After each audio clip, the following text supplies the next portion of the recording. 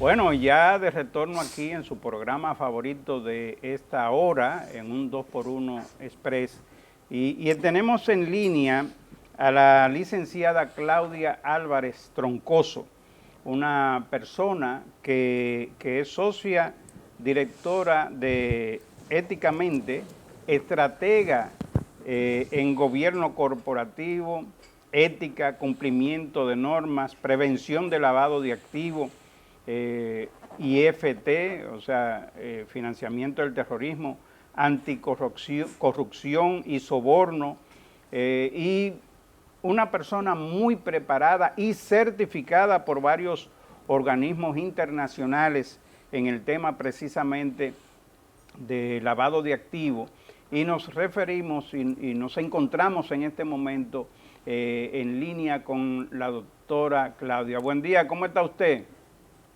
Muy buenos días, Manuel, Willy y todos en el programa, así como a los televidentes que nos acompañan esta mañana. Muchísimas gracias por la invitación. Sí, gracias a usted por darnos la oportunidad de hablar con un tema que a nivel mundial es muy activo, lógicamente, que es este tema tan difícil como el lavado de activos y también el financiamiento del terrorismo, porque son dos temas que van conexos. Y República Dominicana en el año 2017 creó precisamente la ley 155 para tratar esto. Ahora, ¿cuál es el avance? ¿Qué nosotros hemos logrado, Claudia, con relación a esta ley? Bueno, exactamente como usted menciona, la ley 155-17 sale en junio del 2017 y viene pues a reemplazar la ley 7202 para poner al país, a la República Dominicana, alineado a las normativas y regulaciones internacionales, sobre todo del GAFI, ¿verdad? Lo que conocemos como el Grupo de Acción Financiera Internacional, y era pues necesario que luego ya de unos más de 10 años con una normativa del 2002 que nos adecuáramos a los cambios que venía realizándose a nivel internacional, sobre todo porque nos estábamos abocando en el año 2017 ya a ser evaluados como país basado en esas nuevas normativas internacionales y una nueva metodología de evaluación, que no solamente era decir que teníamos las leyes, sino también teníamos que probar y demostrar la eficacia de esas leyes, es decir, cuántas sentencias se habían producido, estadísticas sobre diferentes reportes, el acompañamiento de los sujetos obligados con las autoridades y sucesivamente. Por ende, era necesario que tuviéramos una nueva ley que incluyera también nuevos delitos que no teníamos contemplado en el ámbito de la prevención del lavado de activos, por ejemplo, delito medioambiental, el testaferrato, el delito también de evasión fiscal, entre otros. Sí, ciertamente esta es una ley muy amplia, ¿verdad? Muy amplia, pero en un país donde más del 70% de las ventas que se realizan aquí son prácticamente informales. Hay Sí. muchas viviendas informales también. Prácticamente la ciudad de Santo Domingo está repleto de mucha informalidad, ¿verdad? En todas esas viviendas, sobre todo en la parte norte de la ciudad. Entonces, ¿qué tan difícil es la aplicación de la ley 155-17? Bueno, como todo nuevo que sale, ¿verdad? Y que pues lleva a un cambio, pues tiene siempre su resistencia y al inicio pues así lo vimos, ¿verdad? En los primeros meses, en los primeros años, una resistencia sobre todo del sector, vamos a denominar, no financiero, como lo determina la ley, aquellos que no estaban acostumbrados a organizarse en este sentido, porque toda empresa normalmente lo que hace siempre es organizarse en el tema tributario, ¿verdad? Para siempre estar al día con la DGI y no tener inconvenientes. Pero también la ley 155-17 establece una serie de elementos que la empresa tiene que implementar para organizarse en ese sentido y como bien decía, como algo nuevo y todo cambio, pues tiene su resistencia. Y la ley lo que viene es a tratar a imponer una regulación con una necesidad de, como mencionaba, que las empresas y las personas físicas también que están contempladas y determinadas como sujetos obligados se organicen en este sentido, es decir, tengan la documentación de X o Y negociación o intercambio con un potencial cliente, con los datos de la persona con que han tratado, quienes más están involucrados, que estén vinculados a la negociación y mantener esa documentación para que, pues, si hay algo, y evaluarlo y analizarlo, en base a un enfoque, como se llama, basado en riesgo, si es más riesgoso, menos riesgoso, qué cantidad de dinero está involucrada, alertas en este sentido, si estamos manejando dinero en efectivo, inclusive se ponen unos ciertos límites conforme a la actividad económica de que se trate, porque lo que busca la ley es que se deje rastro o evidencia de toda transacción, y qué mejor rastro que de dónde proviene el dinero y llevarlo hacia el sistema formalizado, que es el sistema financiero, sobre todo bancario, para, como decía, dejar rastro del mismo. En caso de que si al final del día existe alguna investigación de parte de las autoridades, estas tengan también una manera de mirar hacia atrás, poder pedir documentación y rastrear todo el historial de esa transacción, sobre todo del movimiento del dinero, Sí. que es lo que tenemos que velar en este mundo, en este marco de la prevención del dinero, del lavado de activos, perdón, de dónde se origina, de qué actividad ilícita probablemente se originó, y luego quiere entonces lavarse, viene el término de lavado de activos, para volver a ser pues introducido y mezclado dentro de la economía entre negocios ya pues más formales, y poder tener entonces una excusa de dónde proviene el dinero, que en realidad es algo ilícito, y entonces se quiere brindar una fachada de licitud en la misma. Así es. Nosotros en el año 2018, en la Federación Nacional de Comerciantes y Empresarios de la República Dominicana, FENACER, cuando fui presidente en ese periodo, nosotros hicimos un foro sobre lavado de activos y financiamiento de terrorismo, pero ahí surgieron muchas inquietudes y ahí estuvo presente Iromi Castro. Un saludo a Iromi, al licenciado Iromi Castro, que es una persona también de mucho conocimiento con relación a esta ley, pero nosotros vimos en ese momento que lo difícil que era esto, sobre todo sector agropecuario, que la mayoría son informales. Por ejemplo, en los mercados, un camión de plátano cuesta un dineral y, por ejemplo, los limones agrios, guineos, etcétera. O sea, se maneja una enorme cantidad de dinero, todos ellos en efectivo.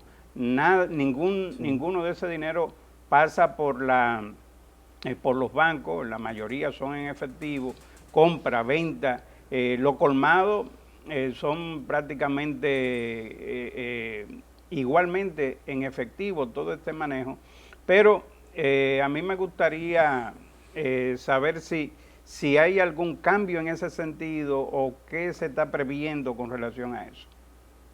Claro, bueno, en el caso de agricultura, ahí lo que vamos tanto a enfocarnos es la explotación del contrabando, ¿verdad? Como el crimen predeterminante que pudiera entonces originar con ese intercambio tanto de la costumbre del efectivo, y entonces poder llegar a un posible lavado de activos o un impacto al medio ambiente, si acaso se pudiera llevar por ahí, ¿verdad? Si las autoridades entendieran sobre ese sentido. Pero aquí lo importante es que ese uso de efectivo, por cuestión inclusive de seguridad propia, ¿verdad? Del mismo agricultor y de las personas involucradas, porque de ahí se derivan otro tipo de delitos, ¿verdad? Sabiendo que hay un dinero en efectivo y que la persona lo tiene o está guardado en algún lugar, pues entonces puede venir unos actos ahí de robo, atracos y violencias adicionales. Entonces lo que estamos buscando es con esta organización, como dije anteriormente, pues introducir a estas personas que están al margen de una seguridad financiera y bancaria que le ofrece llevar ese efectivo a un lugar donde no lo tengan que estar manipulando constantemente, sino que puedan hacer transacciones mediante este sector bancario y entonces resguardar su dinero, tener una protección individual, ¿verdad? De su negocio y como personas físicas al igual, y al mismo tiempo entonces también poder coayudar a las autoridades en el rastreo de cualquier incertidumbre con actividades posiblemente ilícitas que puedan estar vinculadas o no a una transacción, simple y llanamente. Ahí yo creo que lo importante de todo esto es justamente ahora que como país estamos abocados a una evaluación y revisión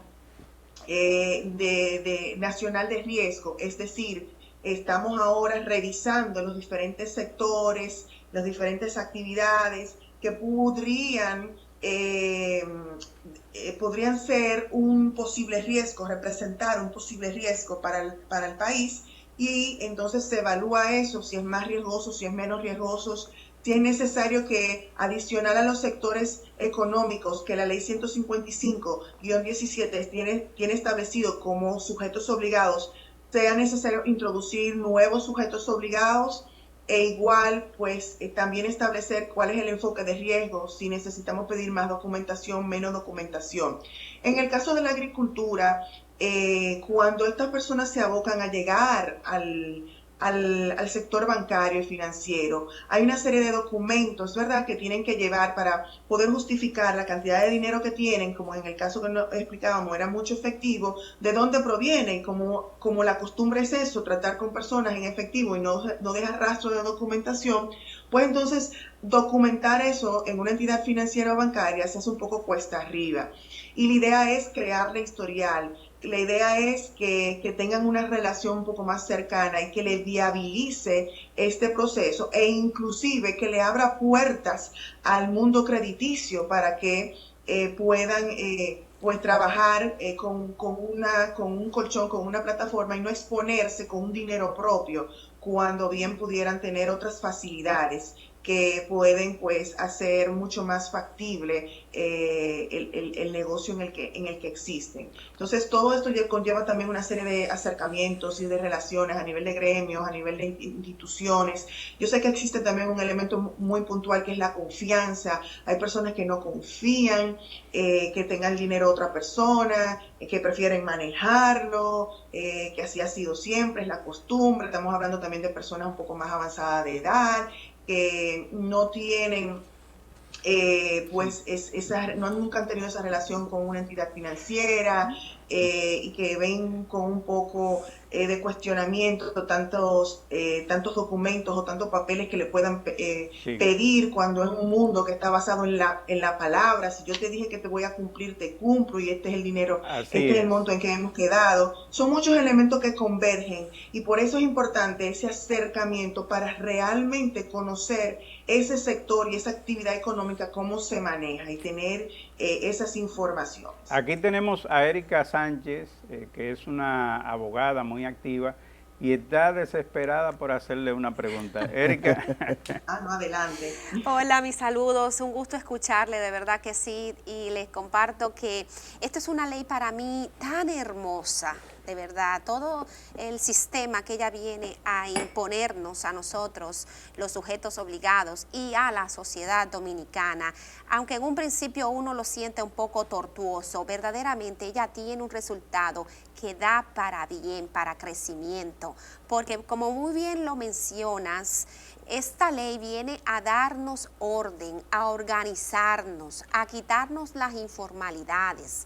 Estoy escuchándote, ¿verdad?, hablar sobre esos sujetos obligados, que como nosotros como abogados somos sujetos obligados, los contadores son sujetos obligados, las personas que se encargan de alquilar y vender inmuebles, los agentes inmobiliarios son sujetos obligados, entre otros más que la ley establece. Tenemos la responsabilidad, ya si lo manejamos como un negocio personal o si lo manejamos a través de nuestras propias empresas, de crear una debida diligencia con el cliente que nosotros trabajamos y las relaciones comerciales que se realizan.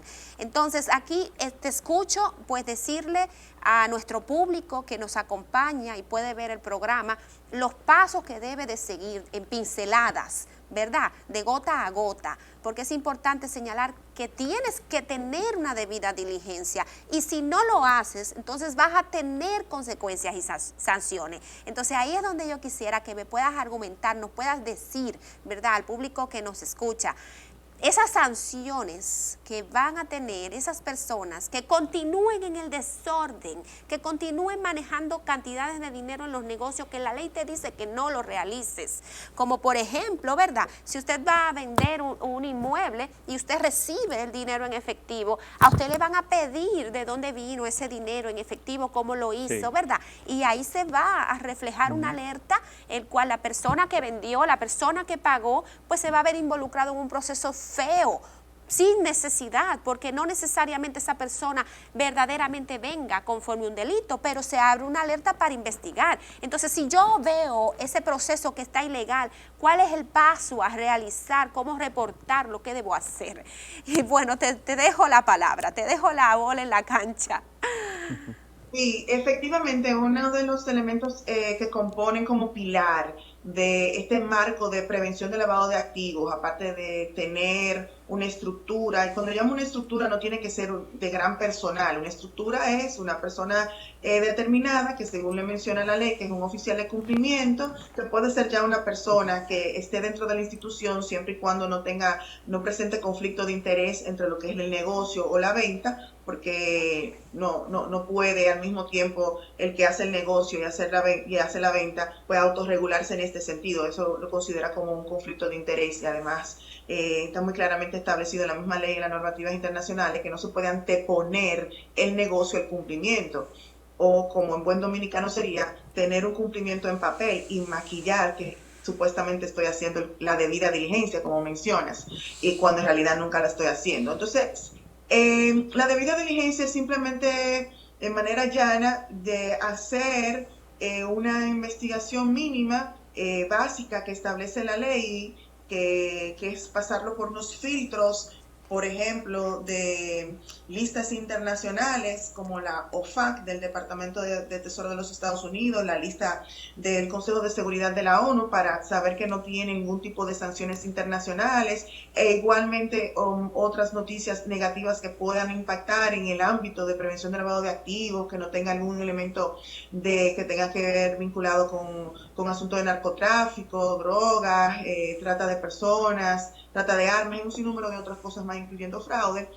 Es conocer un poco con quién estoy haciendo negocio, quién es esa persona, tener su identificación y demás. Es como cuando ustedes decidieron hacer el programa, los tres, y le dijeron, vamos a hacer estas tres personas, voy a traer a esta otra, y demás. Ustedes entre sí, sí, ¿quién es? Conozco a Willy, sí, conozco a Manuel, tiene esta trayectoria y demás, sí, seríamos buenos en este programa, vamos a hacerlo. Básicamente de manera automática lo hicieron, ¿verdad? Pongo ese ejemplo un poco más llano para decir que normalmente en nuestra cotidianidad la debida diligencia siempre la hacemos. Lo que pasa es que lo hacemos de manera tan automática que no la llevamos a una documentación. Y lo que la ley lo que le exige al sujeto obligado, como indicabas que algunos de ellos también son los abogados, cuando ofrecen determinados servicios, y los contables y las inmobiliarias y las constructoras, es que documentes ese proceso de, yo sé, esta persona es la que me está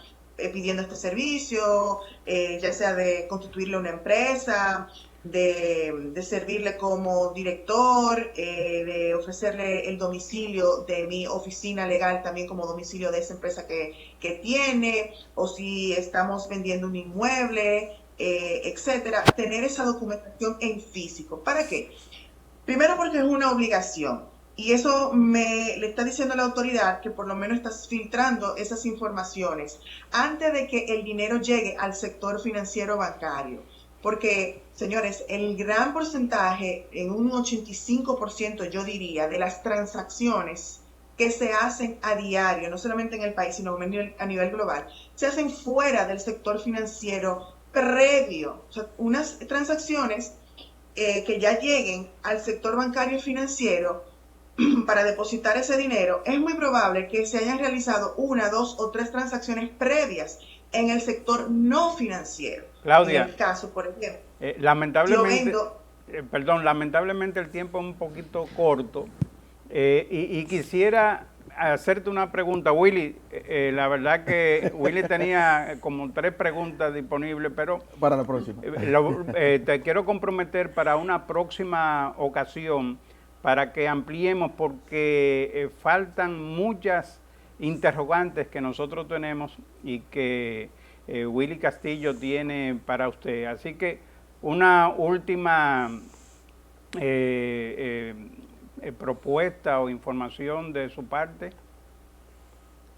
Bueno, siempre es sano hacer los procesos que exige la ley, porque aunque parezcan rutinarios o que se está exigiendo tal vez mucha información, lo bueno es que al momento cuando llegue un posible caso y la autoridad nos esté exigiendo información y nos veamos en el aire, si hacemos y cumplimos lo que establece la ley, sobre todo con la debida diligencia y documentamos, vamos a tener con qué responderle. Y recordemos que es una exigencia de medios, que no necesariamente de resultados. Es decir, que tenemos que probar que hemos hecho todos los procesos que nos exige la ley y ya entonces la autoridad está ahí para hacer las investigaciones a posteriori. Tampoco los sujetos obligados están para determinar que alguien es un criminal, un lavador, ni mucho menos. Es una gestión de riesgo. Lo que para mí le parece algo riesgoso, tal vez para el otro no, pero tengo que probarle a la autoridad que estoy cumpliendo con la ley y que estoy haciendo los procesos y los reportes necesarios. Bueno, eso es lo más esencial. Muchas gracias, Claudia, ¿verdad? Por permitirnos estar con usted, Claudia Álvarez Troncoso. Gracias, Willy Castillo, que se quedó en el tintero muchas cosas. Y gracias a Erika Sánchez. A ustedes, amigos televidentes, los invitamos mañana a las 8 de la mañana para que estén junto con nosotros en un 2x1 Express.